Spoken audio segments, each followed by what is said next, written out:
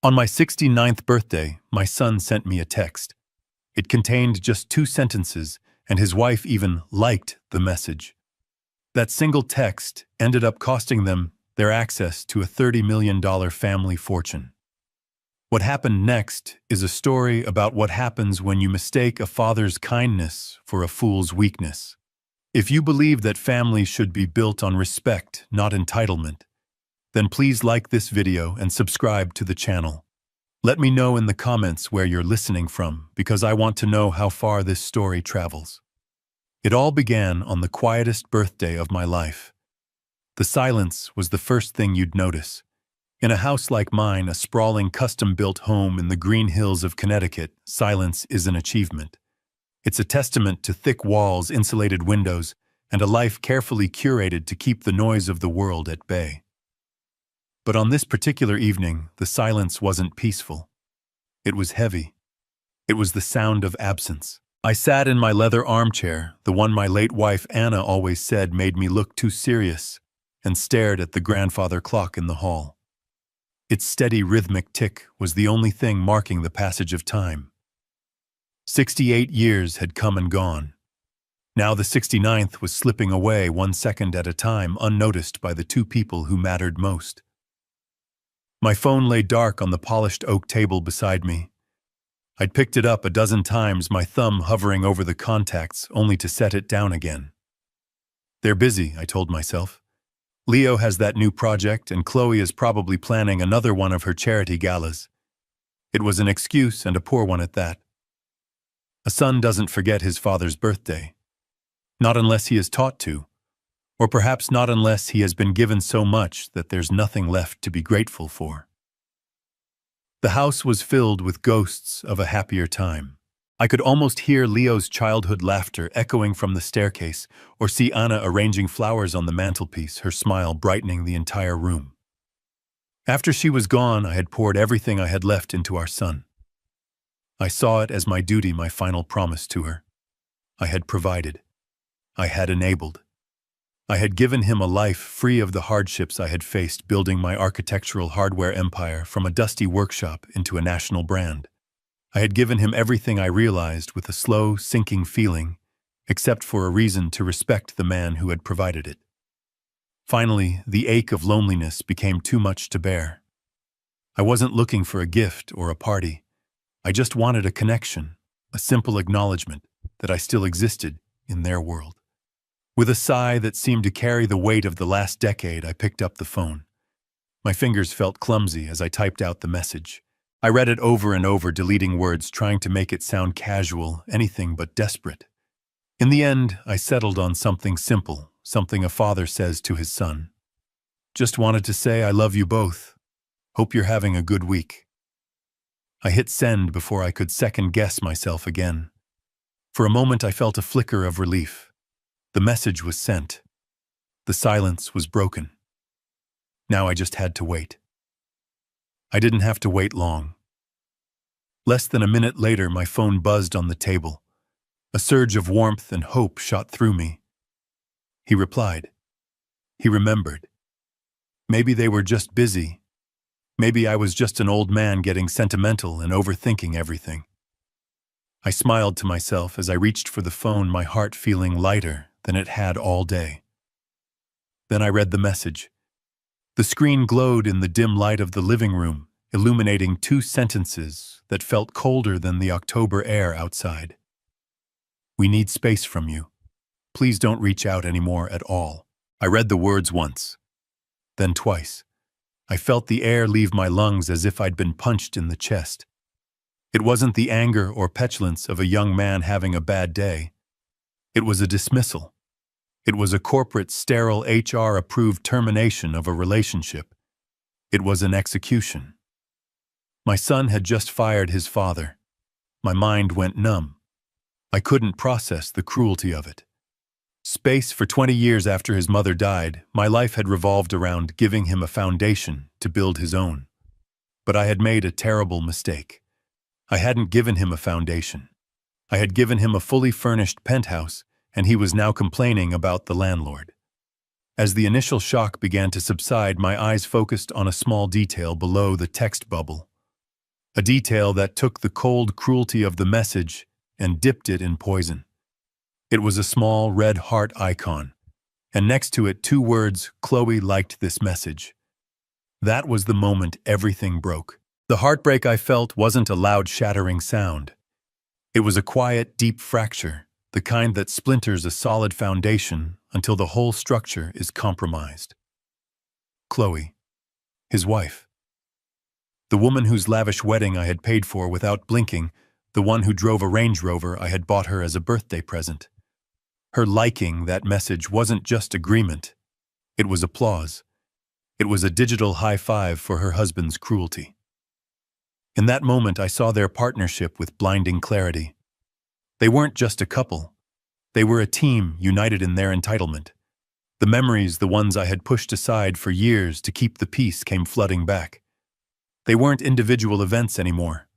They were connected dots forming a perfect, ugly picture. The $500,000 down payment for their penthouse in Tribeca, an apartment they referred to as a starter home. The constant stream of credit card statements that arrived at my address, filled with charges from designer boutiques and 5-star resorts, all quietly paid from my accounts. I remembered the phone call just 6 months ago. Leo's voice, breezy and casual, asking for $200,000 to fund Chloe's latest business idea, an online gallery for emerging artists. He'd presented it not as a request, but as a notification of a withdrawal. When I had gently suggested he should perhaps use some of his own capital, he had laughed. "Dad, this is my capital. It's the family money." I had let it go. I had transferred the money. I had always transferred the money. Because I loved my son, and because I was a fool who believed that one day he would wake up and understand. I was wrong. The text message on my phone was the proof. To them, I wasn't a father. I wasn't even a person. I was a resource, a fund, an endless, faceless supply of money that was getting inconveniently sentimental in its old age. And now the resource was being told to stop making contact. I stood up and walked to the window, looking out at the manicured lawn stretching into the darkness. The garden Anna and I had planted together. The home I had built for my family. A profound coldness settled over me, extinguishing the last embers of my sadness. In its place was something new, something hard and clear and utterly calm. It wasn't anger, it was resolve. You cannot reason with entitlement. You cannot negotiate with disrespect. You can only cut off its supply. I walked back to the table and picked up my phone. My hands were perfectly steady. I opened Leo's contact information. I scrolled down to the bottom and pressed the button that said, "Block this caller." A confirmation message popped up. I pressed block contact without a flicker of hesitation. Then I did the same for Chloe. The digital silence was now complete, and it was on my terms. Then I made a second call. It rang twice before a familiar professional voice answered. "David Sterling." "David, it's Elias," I said, my voice even and calm. "Sorry to call so late." "Elias, no trouble at all. Everything all right?" There was a note of concern in his voice. David had been my lawyer and my friend for 30 years. He had drafted my will, set up my company, and most importantly, he had set up the Thorne Family Revocable Trust. "Everything is perfectly clear," I replied. "We need to meet, first thing tomorrow morning. It's time to make some significant adjustments to the trust." The drive to David Sterling's office the next morning felt different. I wasn't driving through the familiar winding roads of my town. I was moving through a new landscape, one defined by the cold clarity of my decision. The autumn leaves, which yesterday might have seemed beautiful and melancholic, now looked like dead things waiting to be swept away. There was no sadness left in me. There was only a quiet, resolute purpose. Sterling and Associates occupied the top floor of a glass tower in Stamford that overlooked the Long Island Sound. It was a world of quiet power, smelling of expensive leather and old paper, a place where fortunes were protected and dynasties were managed through carefully worded documents. David was standing by his panoramic window when his assistant showed me in. He was a man tailored as sharply as his legal arguments, his silver hair perfectly in place, his suit a testament to understated wealth. He turned and his eyes, which could dissect a contract with surgical precision, met mine. There was no pity in his gaze, only a deep, knowing understanding. He gestured to one of the leather chairs opposite his vast mahogany desk. "Elias," he said, his voice calm. "Coffee." I shook my head and sat down. "Thank you, David. I just need to get this done." He nodded slowly, taking his seat. He folded his hands on the pristine desk, a single thick file placed squarely in the center between us. He didn't ask what was wrong. He didn't offer condolences. He simply waited. He was a good friend and an even better lawyer. He knew this wasn't a social call. I explained the events of the previous night, not with the trembling voice of a heartbroken father, but with the detached precision of a client reporting a breach of contract. I told him about my 69th birthday, the silence, the simple text I sent, and the 2-sentence reply I received. I even told him about Chloe's digital seal of approval, the small heart that had felt like a stiletto blade. When I finished, the silence in the office returned, but this time it felt different. It was an assessing silence, a weighing of facts. David leaned back in his chair, his expression unchanged. "I've been waiting for this call for 5 years, Elias," he said, his voice even. "Ever since Leo's 30th birthday party. The one you hosted at the yacht club. Do you remember what he said during his toast? He thanked you for providing the seed capital for his life, as if he were a startup and you were just an early-stage investor. I knew then that he didn't see you as a father anymore. He saw you as a bank. And Chloe, she's not just a beneficiary of that bank, she's the chief financial officer." Hearing my own unspoken fears articulated so clearly by a rational man like David was a profound relief. It was a validation. It wasn't me being a bitter old man. This was a reality that had been visible to others for a long, long time. I had just been the last one to accept it. David slid the thick file across the desk. The gold lettering on the cover was stark, "The Thorne Family Revocable Trust. Everything of significance is in here." He began, his tone shifting from that of a friend to that of legal counsel. "The deed to their penthouse is held by the trust. The lease agreements for their vehicles are in the trust's name. Their credit lines are guaranteed by the trust's assets. And of course, the $30,000 monthly allowance is a direct disbursement from the trust." He paused, letting the weight of his words sink in. "You see, Elias, when we set this up after Anna passed, we did it to protect your assets and to make things simple for Leo when you were gone. It's a revocable trust. Think of it as a steel safe. You, as the grantor, filled the safe with your assets. You, as the sole trustee, hold the only key. You can open it whenever you want, take things out, put new things in, or change the instructions about who gets the contents. Right now, the instructions name Leo and Chloe as the primary beneficiaries. But the power, the key, it has never left your hand. You have absolute unilateral control to change any and all provisions of this trust at any time for any reason." I looked at the document, at my own name printed on the cover. For years, I had seen that trust as a lifeline for my son, a way to ensure his comfort and security. Now I saw it for what it truly was, a tool, a mechanism of control that I had forgotten I possessed. I had been funding an insurgency against my own dignity with my own money. I met David's gaze. There was no doubt in my mind. The path forward was clear, and I would not waver. "Let's start the process," I said, my voice quiet but firm. "I want them removed, completely. Terminate the lease on the penthouse. Cancel every credit line. Stop the monthly disbursements effective immediately. Everything, David." I leaned forward slightly. "We're turning off the supply." While I was in David's office setting the board, the first pieces were already being knocked over miles away in Manhattan. The game had begun, and my son and his wife had no idea they were even playing. I can picture the scene perfectly, as if I were a fly on the wall, because it was a scene they had performed 100 times before. Only this time, the script had been changed without their knowledge. They were having lunch at Per Se, a restaurant, where the price of a single meal could feed a family for a month. It was their natural habitat, a world of hushed tones, panoramic views of Central Park, and food that was arranged more than it was cooked. Chloe was likely taking an artfully composed photo of her truffle-dusted risotto for her social media followers, while Leo swirled a $1,000 bottle of wine pontificating to the sommelier about its subtle notes of oak and blackberry. They were performing the role of wealthy, influential people, a role they had mastered without ever having to read the source material of hard work or consequence. The meal concluded as it always did, with laughter and the quiet, respectful placement of a leather-bound bill folder on their table.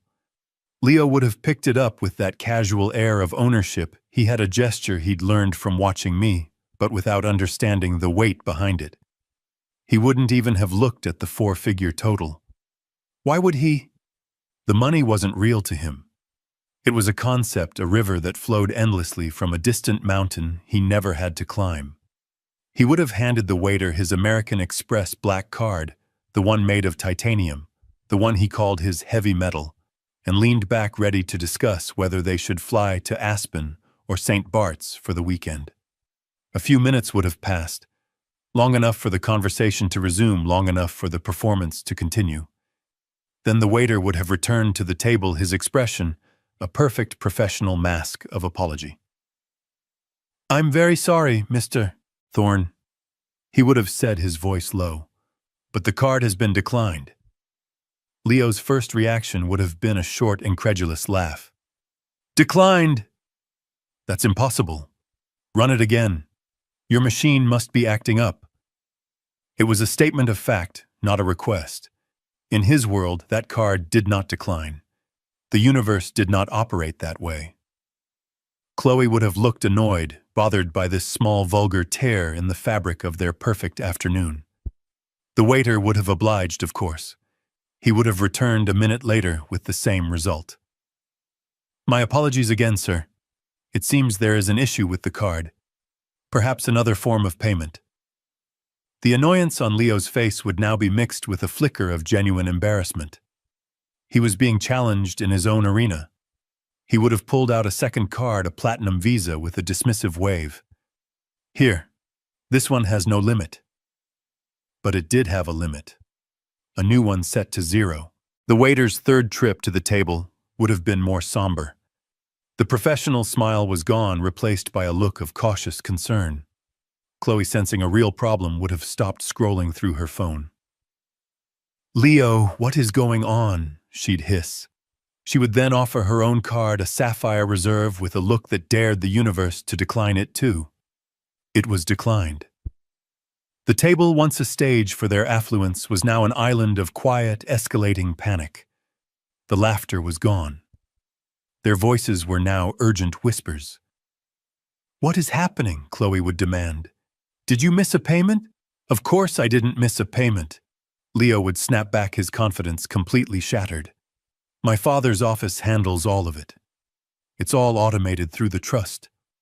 It's impossible." That word again. Impossible. The word of a man who had never faced a closed door.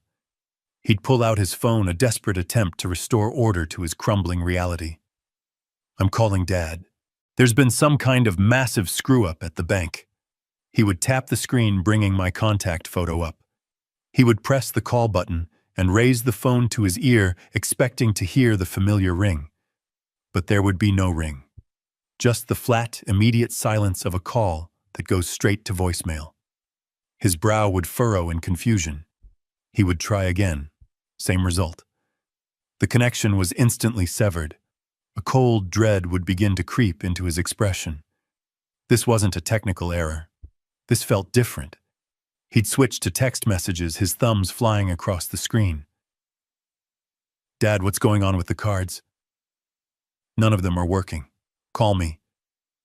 He would hit send, expecting the blue bubble to appear with the word "delivered" beneath it.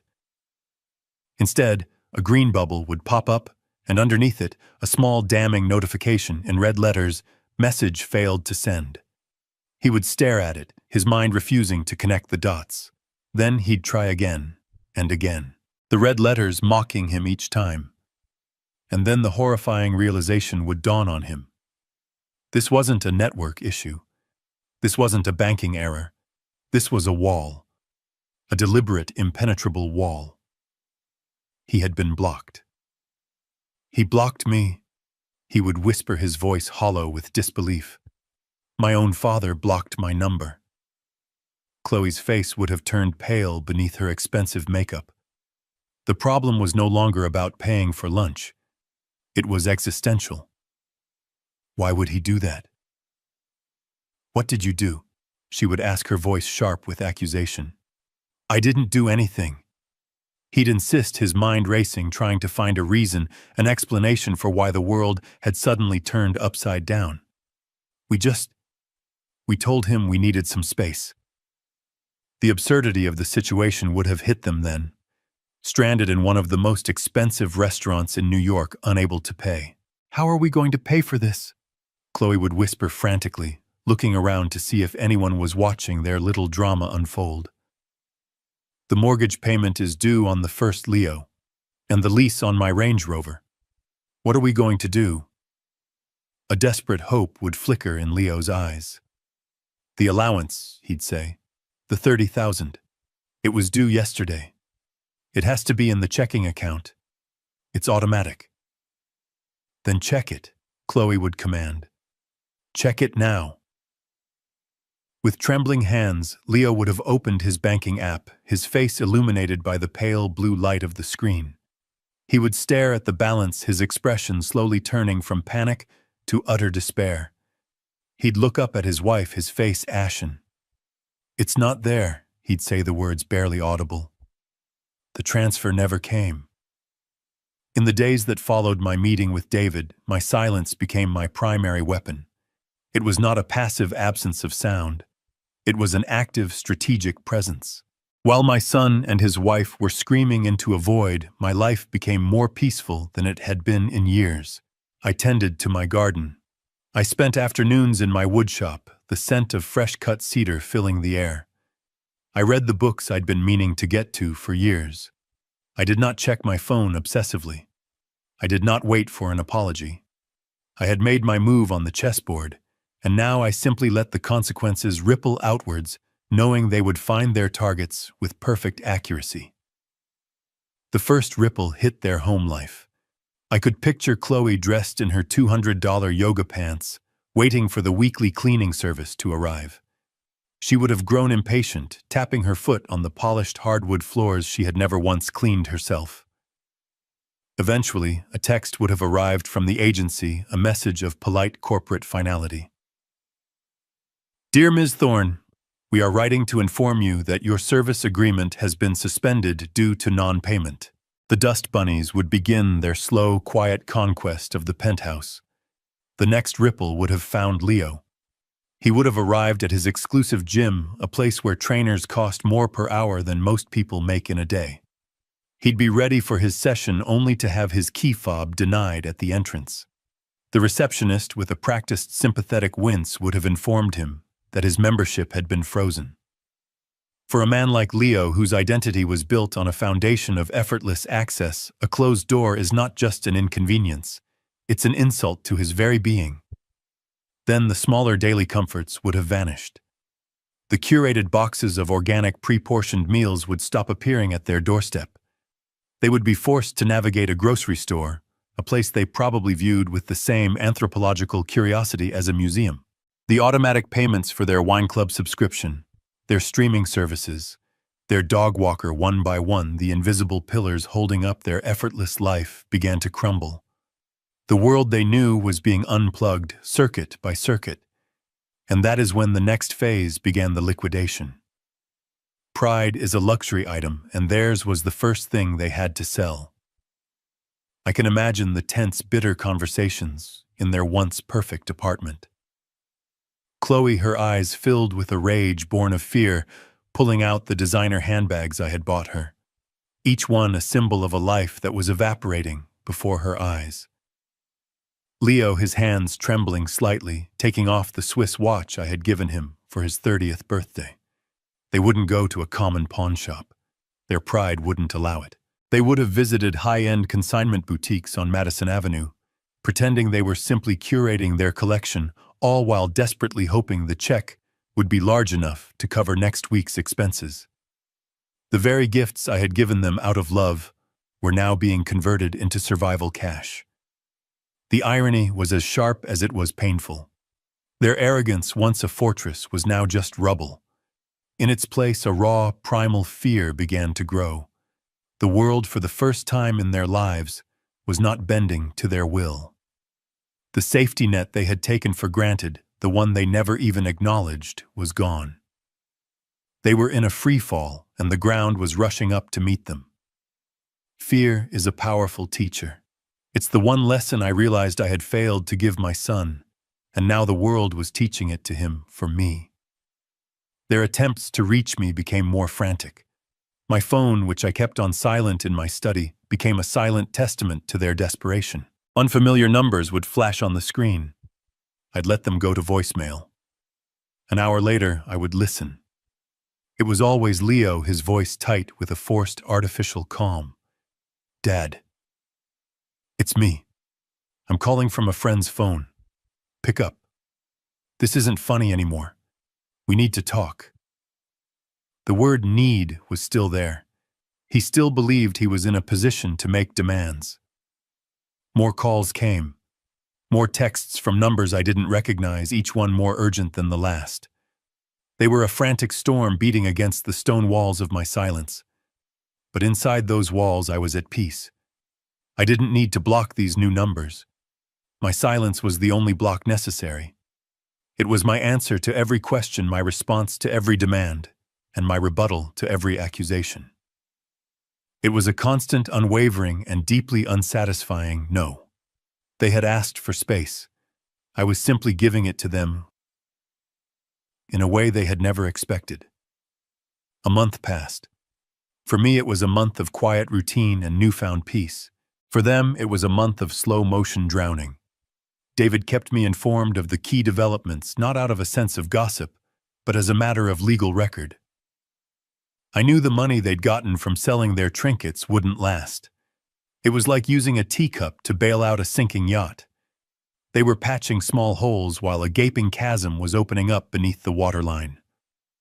And after 30 days of silence, I knew the real storm was about to hit. It arrived in the form of a single piece of paper. It would have been taped to the heavy imported wood of their penthouse door. An official notice from the building's management company, its stark black and red lettering, a violent contrast to the serene elegance of their hallway. It was a notice to vacate for non-payment of rent. I can imagine the moment Leo found it. The confusion, the immediate assumption that it was a mistake, a clerical error meant for someone else. Then the dawning horror as he read the details. Tenant name, the Thorne Family Trust. Amount overdue 2 months' rent totaling $60,000. Chloe's reaction would have been disbelief followed by pure rage. "Rent?" She would have shrieked, the word foreign and insulting on her tongue. "What do you mean rent? We own this place, your father bought it for us."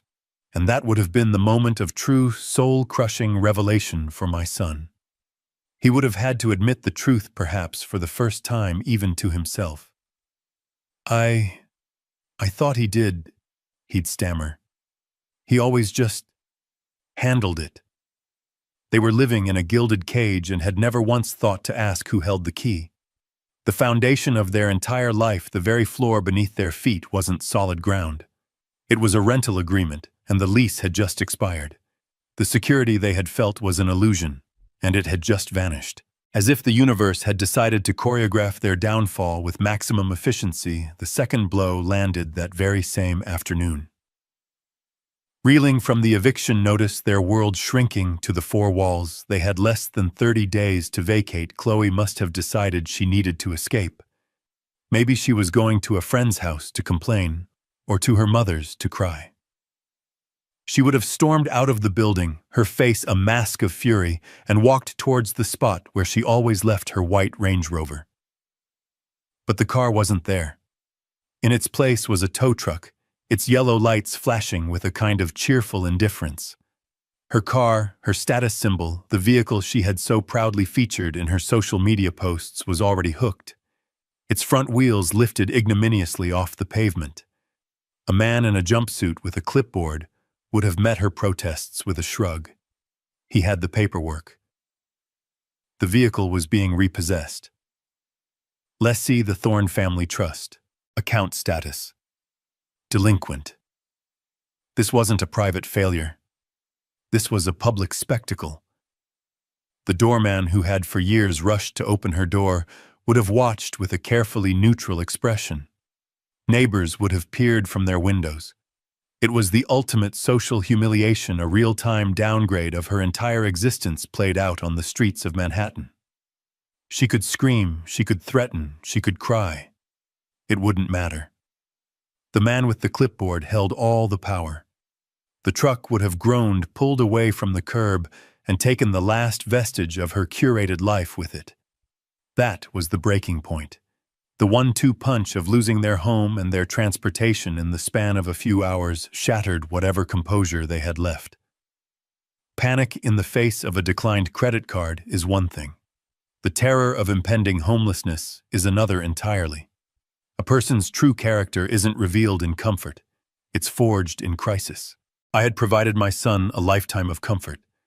Now the crisis would finally reveal the man I had raised. Their options had dwindled to nothing. They had no allies to call, no hidden funds to access. There was only one car left, Leo's sedan. And there was one last desperate and foolish idea. The source of their problem was also in their minds the only possible solution. They had been trying to fight my silence from a distance. Now they would bring the war to my doorstep. I imagine the final conversation in that empty, echoing apartment was short and grim. All the blame and accusations had likely been exhausted, leaving only the raw, metallic taste of desperation. Leo, his face pale and his eyes burning with a new, dangerous energy, would have grabbed the last set of car keys off the marble countertop. He would have looked at Chloe, his partner, in a collapsing empire. "Get in the car," he'd say, his voice devoid of its usual arrogance, replaced now with the sharp edge of a man with nothing left to lose. "We're going to Connecticut. He can't ignore us if we're standing on his front lawn. He has to face us." The drive from Manhattan to my home in Connecticut takes about an hour without traffic. For them, I imagine it was an hour filled with a volatile mix of rage, fear, and a desperate flickering hope that a face-to-face confrontation could change things. They still operated under the delusion that their presence, their emotions, held some power over me. They were coming to my home to make a scene, believing that shame or guilt would be the key to opening the vault. They failed to understand that the man they were coming to see no longer lived there. I was in the rose garden when they arrived.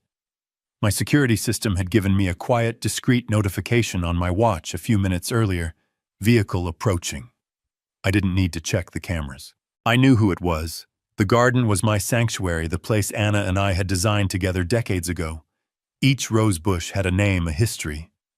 Tending to them was a form of meditation, a slow, deliberate act of creation and maintenance. That day I had put on my noise-canceling headphones, selecting a playlist of Bach's cello suites.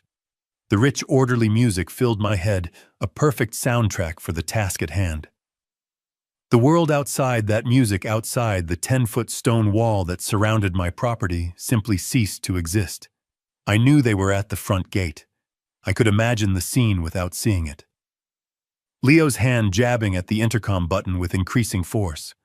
Chloe pacing on the gravel driveway, her expensive shoes ill-suited for a battle she was about to lose. They would have been met with the same thing that had tormented them for the past month: absolute, impenetrable silence. The intercom would not buzz. The gates would not open. From the edge of the garden, through a carefully trimmed hedge, I had a clear view of the road leading to the house. I watched as they abandoned the gate and began to walk the perimeter of the wall, looking for a weakness, a way in. They looked like castaways searching for a breach in the cliffs of an unbreachable island. Eventually, they reached a section where the ornamental iron fence gave them a view of the backyard. And that's when they saw me. I could feel their eyes on me. It was a tangible thing, a prickling on the back of my neck. I knew they were there, standing just 100 feet away, their faces likely pressed against the cold iron bars. I did not turn. I did not acknowledge them. I focused on the task at hand. I selected a hybrid tea rose, a deep crimson one named Mr. Lincoln. I inspected its leaves for any sign of black spot, my movements slow and methodical. I chose my pruning shears, the steel glinting in the afternoon sun, and made a clean, precise cut just above a 5-leaflet stem. This was the true confrontation. Not a shouting match, but a demonstration. My peace against their chaos. My silence against their noise. My closed garden against their collapsing world. They began to shout. I couldn't hear the words, of course. Through the masterful layers of Bach, their frantic cries were reduced to a faint, irrelevant buzzing, like distant insects. But I could see them. I could see Leo's face, red and contorted with rage. I could see Chloe's frantic gestures, her hands pleading one moment and balled into fists the next. They were putting on a grand performance of desperation, but the audience couldn't hear them. They were screaming into a soundproof room. Their power, the emotional leverage they had always held over me, was gone. Their words, which had once been able to cut me to the core, could no longer even reach my ears. They must have gone on like that for 10 minutes, their energy eventually giving way to a ragged, hopeless exhaustion. And that's when the security car arrived. My system is programmed to automatically alert the local patrol if the gate intercom is pressed more than 5 times in a minute, or if a vehicle lingers for more than 10. A sleek black sedan with the logo of the security firm on its side pulled up quietly behind their car. A uniformed officer, a man named Marcus, who had patrolled this neighborhood for years, got out. He was the embodiment of professional calm. He didn't rush or escalate the situation. He simply walked over to them, a polite but immovable presence. I couldn't hear the exchange, but I could read the body language. Leo's initial aggressive posture, Chloe's tearful, dramatic appeal, and Marcus's patient, unshakable stance. He would have listened, nodded, and then quietly informed them that they were on private property and had been asked to leave. They were no longer the son and daughter-in-law of the owner. They were trespassers. The defeat was absolute. There were no more cards to play. They slumped back to their one remaining car, all the fight gone out of them, and drove away. Marcus's car waited until they were out of sight before pulling away itself. The silence returned, this time deeper and more complete. Only then did I turn. I took off my headphones, and the sound of the real world rushed in the gentle breeze, the chirping of a finch in the oak tree. I walked over to the Mr. Lincoln rosebush. I snipped the perfect deep red bloom I had just pruned and held it, its fragrance rich and complex. I had weathered their final desperate assault without raising my voice, without taking a single step outside my garden. I had won not by fighting back, but by simply refusing to be part of their storm. The drive back to the city must have been a long and silent one.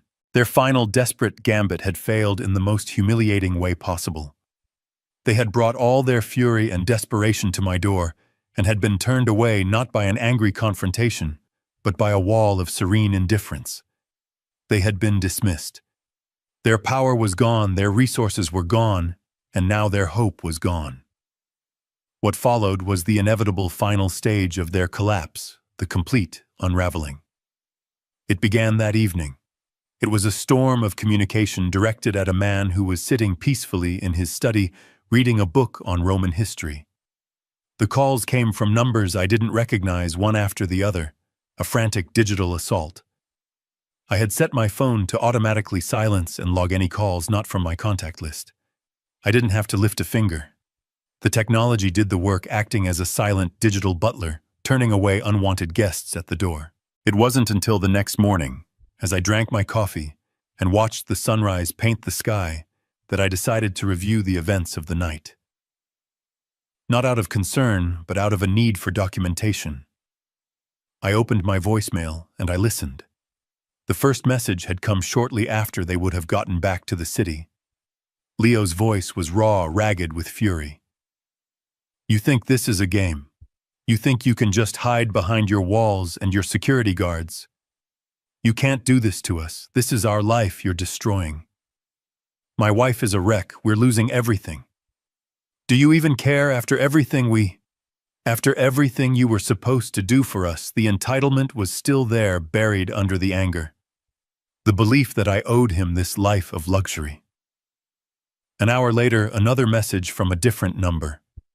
The tone had shifted.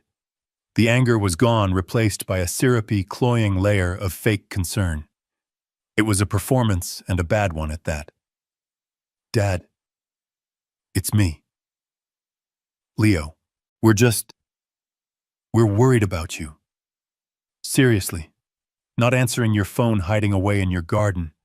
It's not like you. We're worried about your health. Are you okay?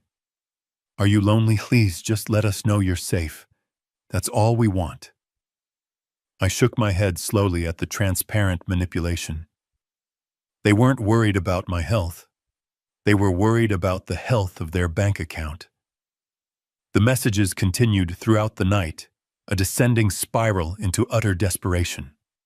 The final one, left sometime around 3 in the morning, was almost unrecognizable. The voice was hoarse, broken. All the anger and pretense had been stripped away, leaving only the sound of a man completely defeated.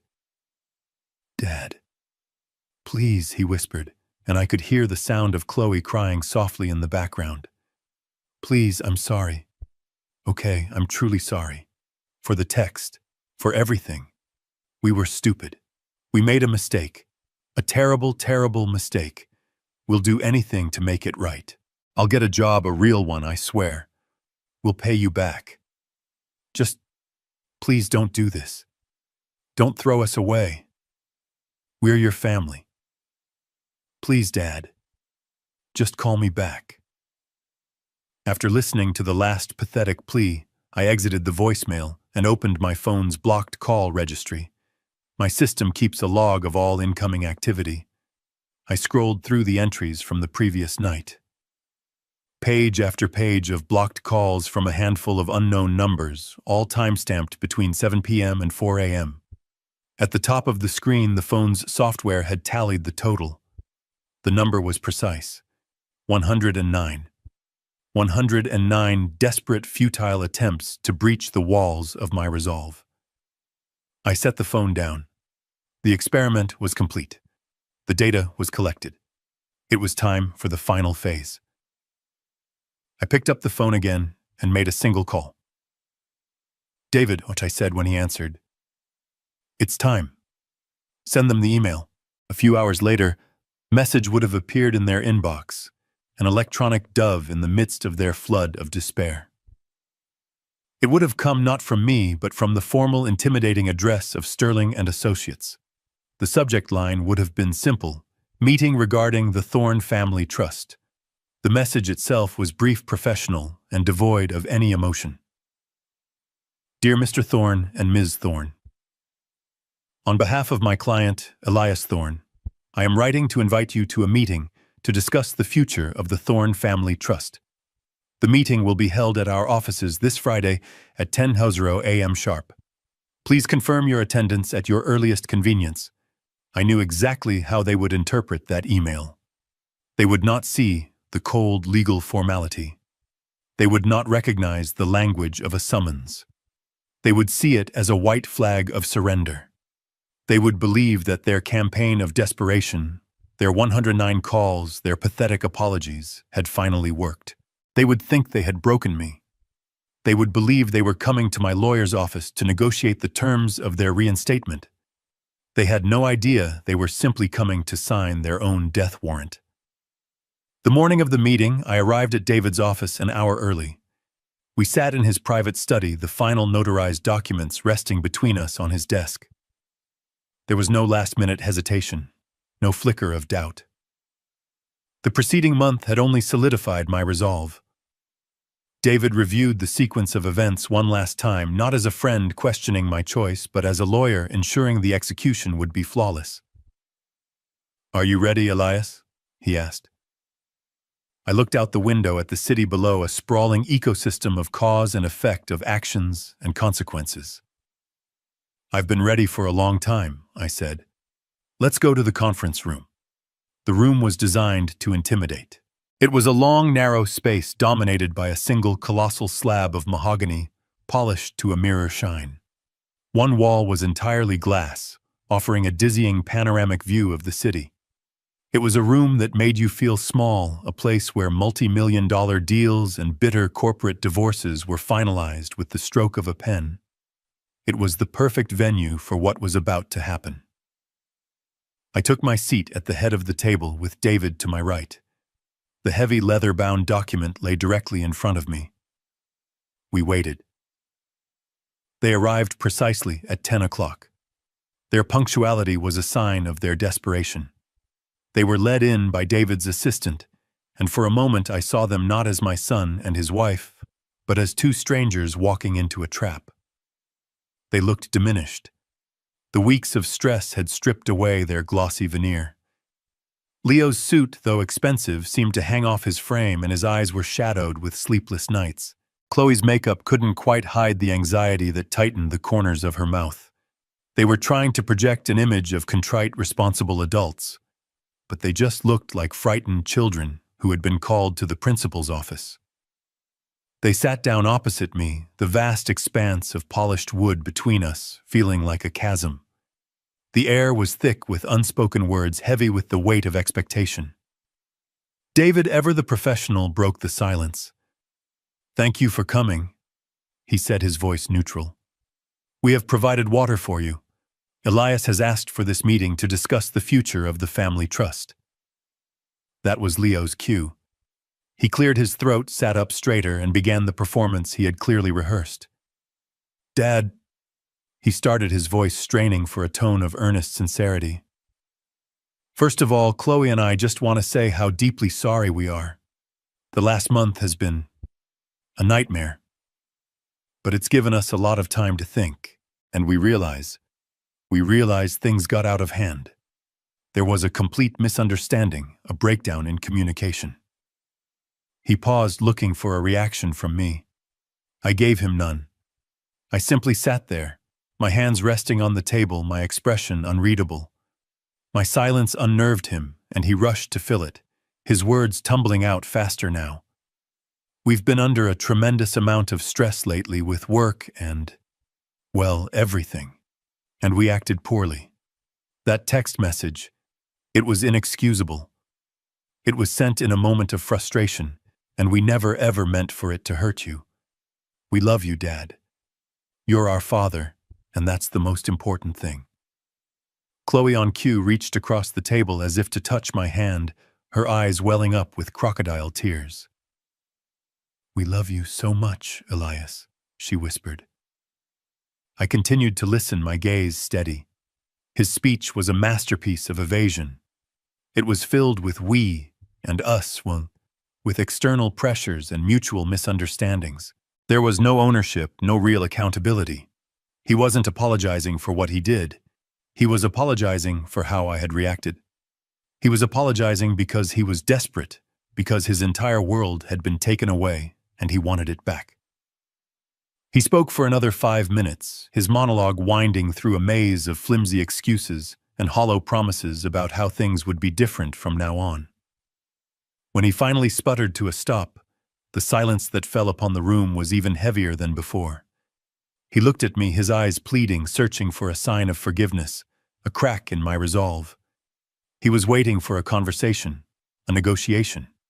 He was expecting me to list my grievances, to demand new terms, to engage in the familiar emotional dance we had done so many times before. I let the silence stretch, letting their discomfort build to an almost unbearable level. Then, with a slow, deliberate motion, I placed both my hands on the leather-bound document in front of me. The sound of my palms on the smooth cover was the only noise in the room. I did not raise my voice. I did not argue with his points or dissect his insincere apology. There was nothing left to debate. I pushed the document forward. It slid across the mirror-like surface of the table, its weight making a soft, hissing sound as it traveled the distance between us. It came to a stop directly in front of Leo. He stared down at it as if it were a venomous snake. Then for the first time in the meeting, I spoke. My voice was calm, level, and completely devoid of the emotion he had been trying so hard to provoke. "Thank you for sharing that, Leo," I said. "I have listened. Now I would like you to look at this." I tapped a finger on the embossed gold lettering on the cover. "This is the amended and restated Thorne Family Revocable Trust. I believe it will answer all of your questions about the future." With trembling hands, Leo reached for the document, Chloe leaning in so close their heads were nearly touching. They opened the leather cover. I watched them as their eyes scanned the dense pages flitting past the complex legal jargon, the paragraphs of impenetrable lawyer speak. They weren't reading for comprehension. They were searching for the numbers, for the familiar clauses that had been the bedrock of their entire adult lives. Their fingers fumbled as they turned the pages, a frantic search for a reality that no longer existed. I decided to guide them. My voice cut through their panicked silence, calm and clear. "You can turn to page 12, I said. "Section 3. It's the section on primary beneficiaries. I believe you'll find it has been simplified." Leo's finger traced the lines of text, his breathing growing shallow. I gave him a moment to find it. Then I continued laying out the facts with the dispassionate precision of a surgeon announcing a terminal diagnosis. "As you can see," I explained, Clause 3.1, which previously named you Leo and you Chloe as the sole and primary beneficiaries of this trust, has been legally and irrevocably removed. Chloe let out a small choked sound. Leo just stared at the page as if willing the words to rearrange themselves. "Furthermore," I continued, my voice unwavering, "Clause 3.2, the provision which stipulated the terms of the monthly $30,000 allowance and the payment of all associated credit lines and leases, has been deleted in its entirety. There are no longer any financial provisions for either of you in this document." The silence in the room was absolute. The only sound was the faint hum of the city traffic far below. Finally, Chloe looked up, her face a mask of utter disbelief. The question she asked was the last gasp of her lifelong entitlement, the final dying twitch of a worldview that had just been rendered extinct. "So," she stammered, her voice a reedy whisper, "so where does the money go?" I allowed myself a slow, deliberate motion. I turned a page in my own copy of the document, the crisp sound of the paper echoing in the quiet room. "An excellent and practical question, Chloe," I said. "If you will both turn to page 15, you'll find the new Clause 4.1. It outlines the Trust's revised primary directive and sole beneficiary." They fumbled to the page.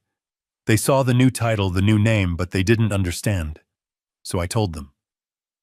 "The entirety of the Trust's assets, an estimated $32 million, will now be transferred to establish a new perpetual endowment.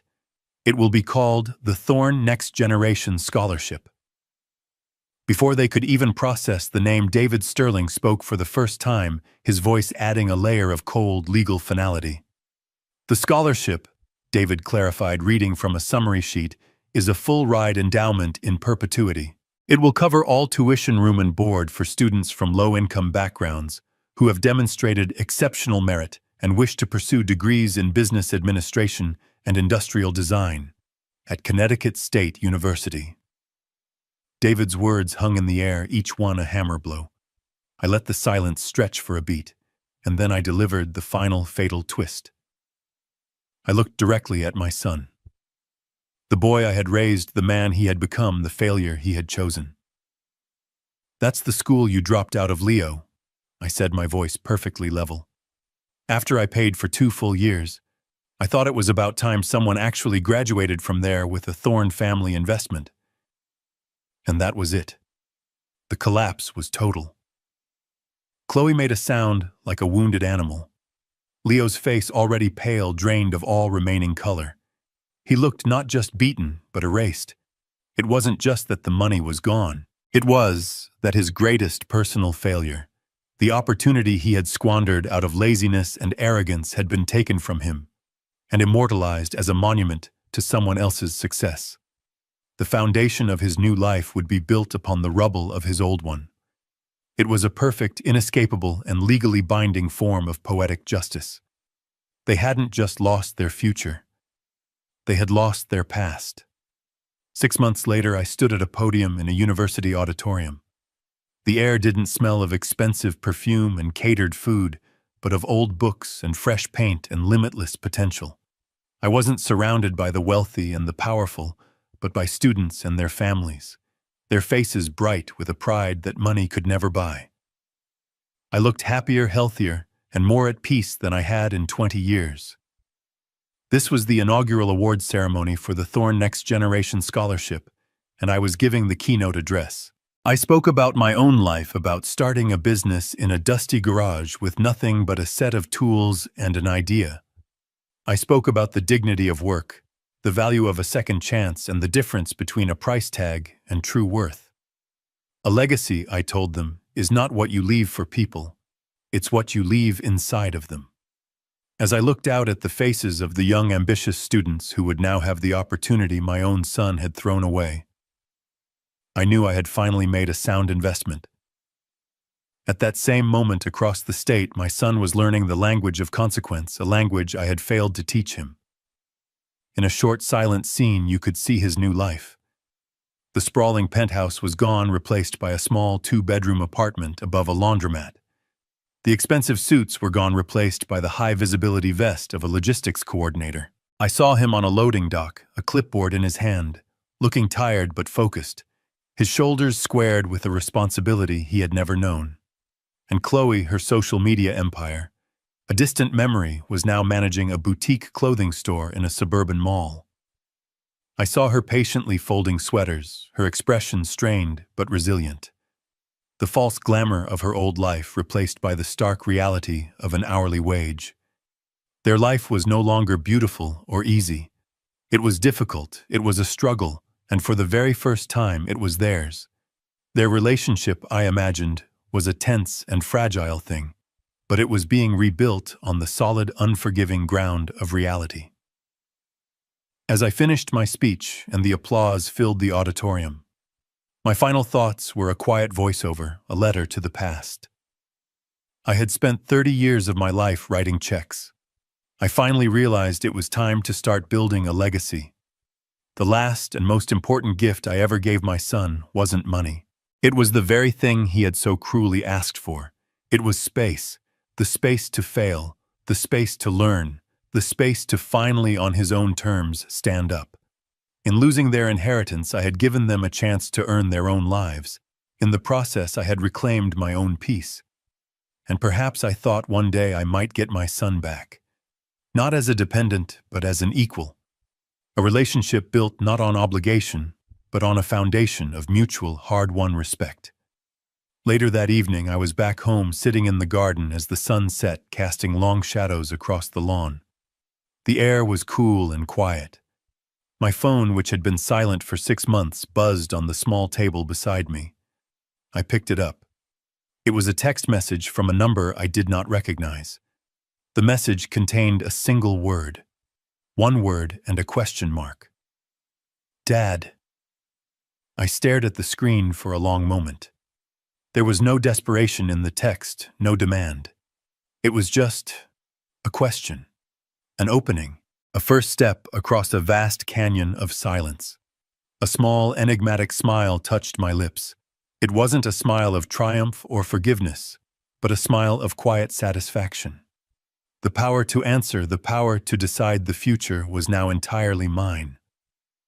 I placed the phone screen down on the table. I didn't need to answer right away.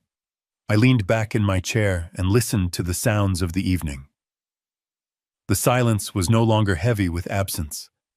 It was light and filled with possibility. For the first time in a very long time, the silence felt like a beginning.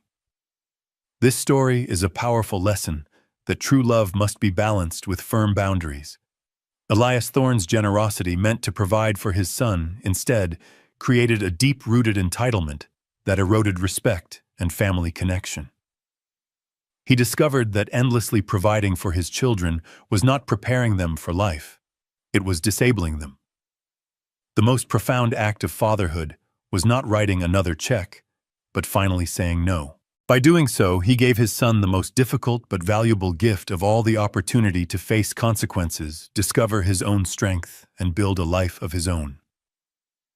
Share your thoughts in the comments below. Do you believe setting hard boundaries is sometimes the greatest act of love?